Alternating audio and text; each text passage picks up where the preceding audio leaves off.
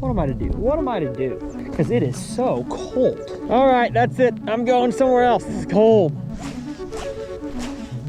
I really think my best shot today, now that I've seen what the conditions have done to the bass, is just go down the steep banks, and if that don't work, we are going to cheat and get my butt in the kayak to figure out this pond, because I'm frustrated and cold. Oh my gosh, first drop down there. You gotta be kidding me.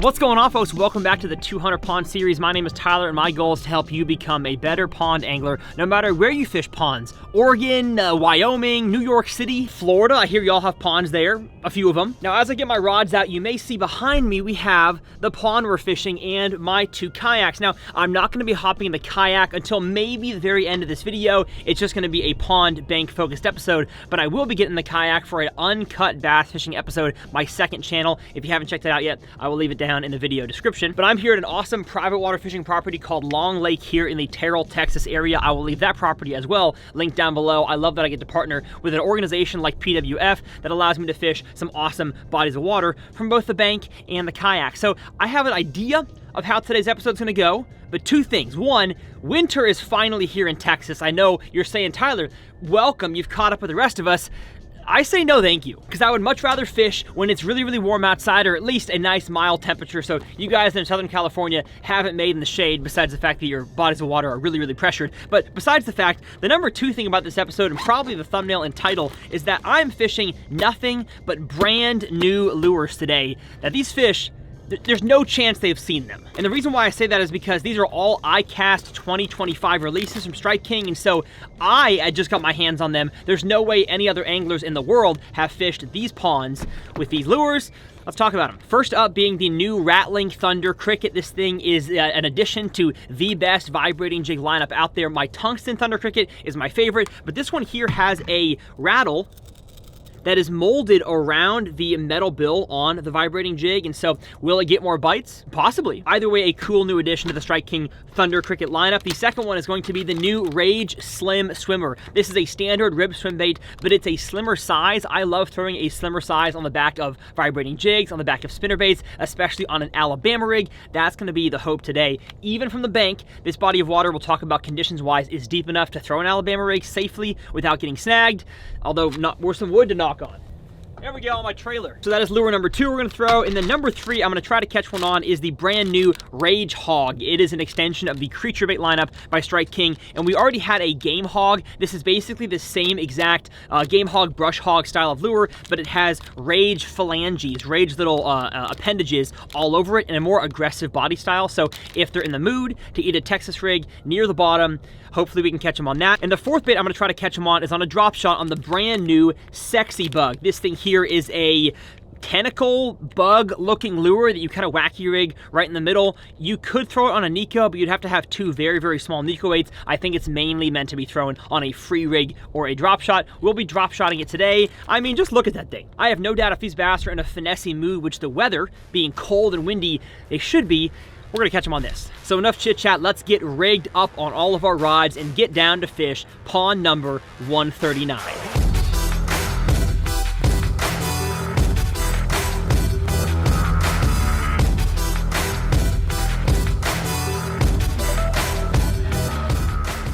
Now walking down to pond 139, you could tell from the drone shot, but it is a quarry style lake. So all these are old sand pits that were dug out, several in this area, and there's 3 on this property, but today we're mainly focusing here on Salt Lake. It's very, very steep banks. So I can't really imagine I can fish all of it from the bank. It's not all accessible, but at least this side is, and down that way. But that's why I have pants and boots on, because we may have to do a little bit of off-roading. So let me try to get down there. Actually, I may have to come over here to feel the water temp on the TRF water scale. We're talking, all right, not chilly willy. The air temperature is, but it has not affected the water nearly as much as you'd think. So my body might be cold, but I don't think the fish are gonna be all that cold and lethargic. Let's start with the new Rattling Thunder Cricket. I'm curious how fast it sinks. 1, 2, okay, it sinks about 1.5 feet per second. So let's go ahead and make a cast out there.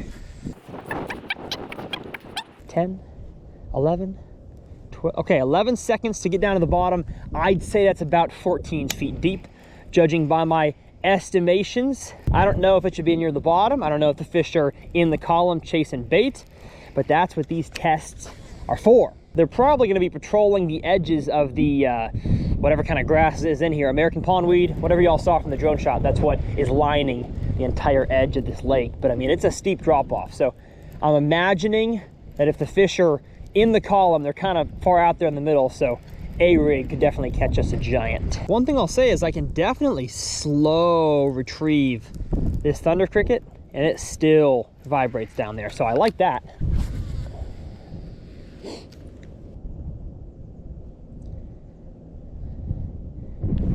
I made a cast out to the middle and it is still falling. How deep is it? A chatterbait in the middle is probably not the best use of my time. So I'm gonna focus this bait on the edges. But I'm cold already. All right, let's put a kibosh on this for a second. And I'm gonna go with the funky little bug lure. Okay. What am I to do? What am I to do? Because it is so cold. Okay, I'm willing to bet of two options. One being that this corner stinks and two being these lures stink. I'm gonna say the corner stinks. Let's try somewhere else. And to make matters worse, not only is it like 38 degrees outside and windy, the rain has started to fall a little bit. So we're gonna leave the big camera behind and just trek with you guys chesty style. Now, if I don't get bit here in the cold, wind-blown corner soon, I am going as far that way into the calm as I can. And I'm just gonna go straight up a rig to start here. 4, 5 seconds to start. Shocking. I mean, I've got a feeling every bass in this lake is in a school chasing around bait balls in the middle, and I'm not going to be able to get to them until we launch the kayak, but we'll see. All right, that's it. I'm going somewhere else. This is cold. At least if we walk down to the other side, my back's to the wind. Well, I've kind of hit a dead end, it seems. I might be able to weasel my way around that corner, but this looks like as good of a place to start as any, and I already feel much better. Probably from just moving around, getting my blood flowing, but it does feel like a more fishy area. Don't have much of a casting angle, but that'll work. Ooh, I just had a bass flash on my rattling thunder cricket. He was right there. Good to see bass being active. I just wish he had eaten it. All right, nothing on the rattling. Let's give the sexy bug a try. I'm gonna flip it right where I got that bite. Man, for private lake fish, these ones are smart. I wanna see if I can get around to this point over here. Oh, would you look at that? That was easy. Let me go with the Bama rig.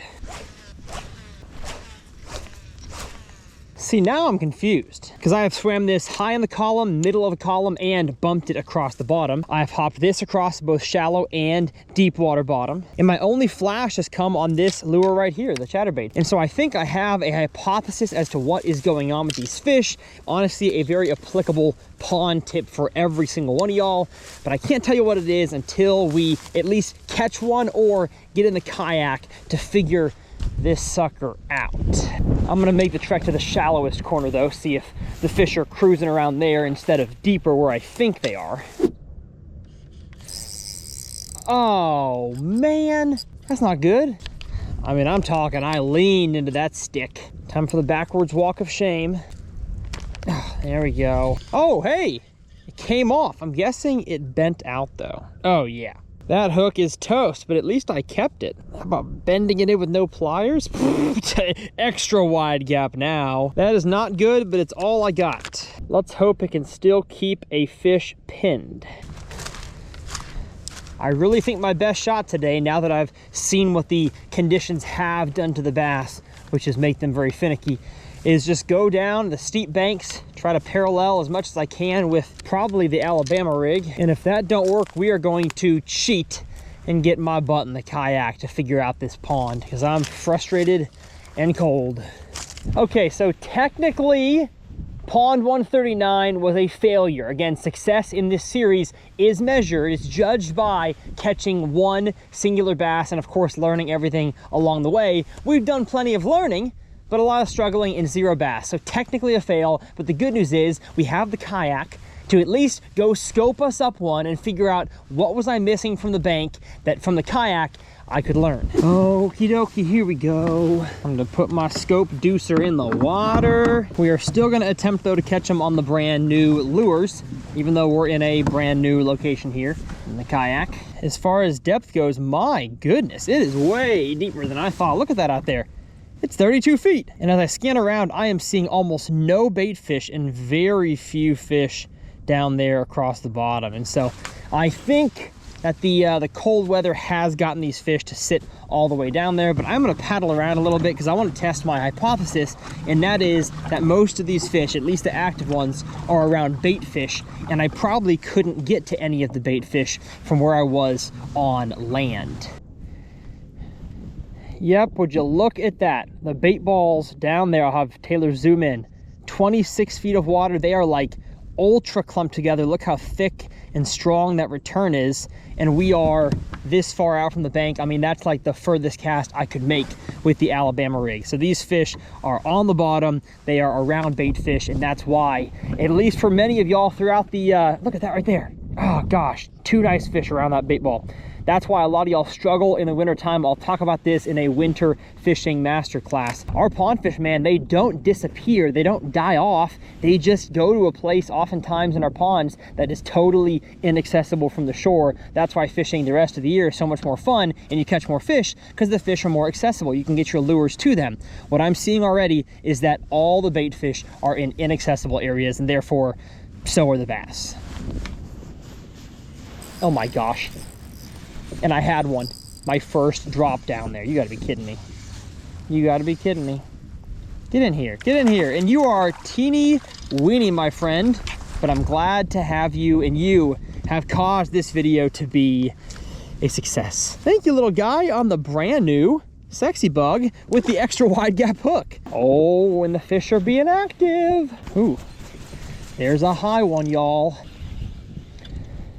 Well, I've casted about 15 fish so far with the bug and only gotten one to actually eat it. Every fish chases it, but I think they look at this thing and they think that is not a wintertime forage look. That is a springtime, summertime bug hatch type of look. So I'm gonna go ahead, grab, you know what, the jig head minnow, and see if we can't catch ourselves a nice one. Now, this is also a brand new lure. Did not plan on throwing this one in the pond episode, but it is the Spotlight Split Minnow. Honestly, probably going to be a really, really good crappie little minnow, but I've seen some underwater footage of this thing, and it shakes just fine, but the tail is really what gets going on this lure. So I think, especially with how small the bait fish are in these pods, this here could catch me oh big. And don't think that I can only shake the minnow because I'm in a kayak. I have proved in my masterclass video, y'all can do this technique from the bank. I also hooked my pants, y'all. Hold on. I don't want to rip a hole in my pants, but I got to get the hook back out. Guess I'm cutting a small hole. Nice, right in my crotch. Yum-alicious. Ooh, hello, good grief. There's a lot of bass over here in this corner. There we go. There we go. Oh, I found the mother lode in this corner. Let's go. Let's back ourselves out of here. There was like 17 dots in there. I'll show you all the scope area. Oh, look at all those fish right there. Oh my goodness, oh my goodness. We about to start the uncut I'm about to film with a bang. Get in here, get in here. You're not big, but you're fun and thick. Very obvious these fish here have been on the chew. And we got one on the new minnow. That's fun. All right, well, we have found success, everybody. I can't catch any more fish for this episode, at least from this pond here today, because I want to save it for the uncut. But I knew they'd be somewhere I couldn't access. Gosh.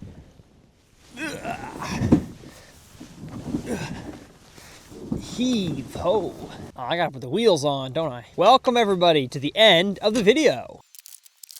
Okay. Well, if y'all don't watch the uncut channel, let me tell you something. You are missing out, because that was one heck of an uncut. Caught some great fish, as evidenced by here. Yeah, look at all that wood down there. That's a lot of tree. Oh yes. Get in here. Gosh. Yes, sir. That's what I like to see right there, baby. What? There we go. Got one. Oh my gosh. Oh my god. whoa. But as far as this video is concerned, yes, it was a failure, but I really learned. My exact hypothesis was the fish are not where I'm fishing because that's not where the bait is. And I found one spot over there where I mean, like, I'm talking almost every pod in the lake was pushed into one giant group, and there was probably 200 bass gorging on those, and every 10-15 minutes would be a feeding frenzy, and they would push them up against the bank, which for this time of the year is crazy to see. That it's cold, although not as cold as it's going to be, but still relatively cold. The fish were crazy active. I just wasn't fishing where there were any bass. I mean, I went down this entire bank here with live scope where I made, what, 2 hours worth of cast with all 3 styles of lures, and there's not a single bass down that bank. It's crazy. They're all over there. And so if you're struggling to catch bass this late fall when I'm putting this out, or the winter into the early spring, it's more than likely because you're just not fishing in places where the bass are. So try your best to go somewhere else. And if you can't, I don't even know, learn to tie some knots in the off season or something. But as always, thank you all so much for watching this video. Hopefully you enjoyed it. If you want to watch my last episode in the 200 pond series, whammy, it'll be clickable up here in this corner, as well as my uncut bass fishing channel. And will this video be out by the time this drops? It might. If not, that video will be up here in this corner, or the entire uncut channel. My tackle is linked down below. Please shop for your holiday stuff using those links. Hopefully you enjoyed this video, and we'll see y'all next time right here on 200 Ponds.